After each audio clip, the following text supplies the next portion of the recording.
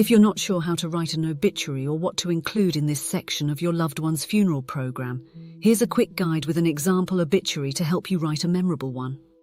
An obituary is a common way of announcing the death of a loved one, including the details of their memorial service, usually online or in a local newspaper.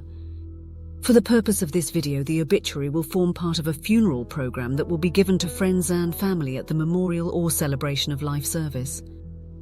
For that reason, details like the location and content of the service can be included on another page of the program. It can be hard to know how to start writing an obituary for a loved one, so begin by asking yourself, what are the first words that come to mind when you think of the person? Ask friends and family for help with this by sharing with you some memorable stories about your loved one's life, including funny or unusual events that highlight their character and what sort of life they lived. You can also include details about significant life events in the obituary, such as education, marriage, children, employment, military service, charity work, religious or political activities, and awards. For more inspiration, consider answering these questions about your loved one. What was the one thing you loved most about them? What did people often say about their personality? What were their proudest achievements? What hobbies or interests did they have? What special mannerisms or unusual character traits did they have that made them uniquely wonderful?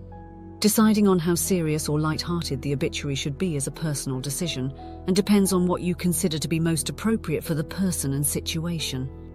Use your own judgment, but keep in mind how you think your loved one would want to be remembered. As well as stories about their life, an obituary for a funeral program can also include key facts about your loved one, such as their name, place of birth, age, date of death, location, and, if appropriate, cause of death. It's also common to provide the names and relationships of surviving and predeceased family members. For example, David was preceded in death by his father John and his mother Sarah. He's survived by his wife Rachel, his 4 children, Mike, Luke, Alice, and Rebecca, his brother Simon, and several cousins, nephews, and a niece. A good way to finish the obituary would be to add a personal prayer, a favorite poem or special phrase your loved one always used to say.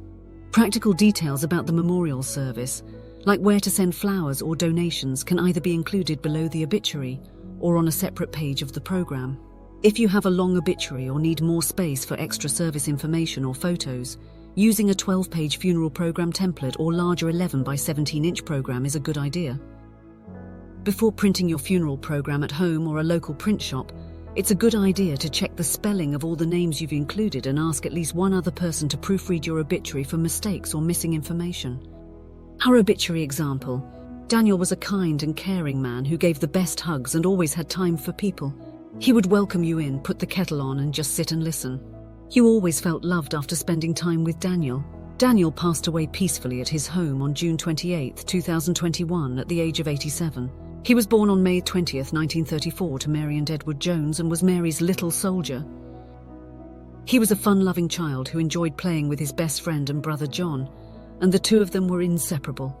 Daniel grew up in Minnesota, where his parents owned a flour mill, and after graduating from UMN, he taught math at the local high school.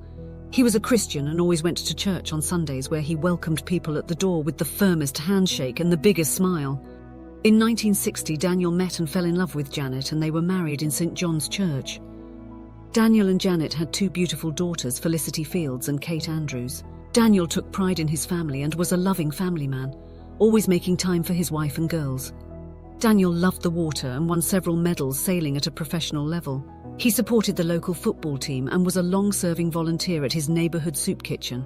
Daniel was preceded in death by his father Edward and his mother Mary, and it is survived by his wife Janet, his daughters Felicity and Kate, his brother John, several cousins, nephews, and great-grandchildren Lois and Barney.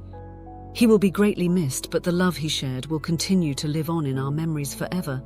And as he often said, there's a rainbow to every storm.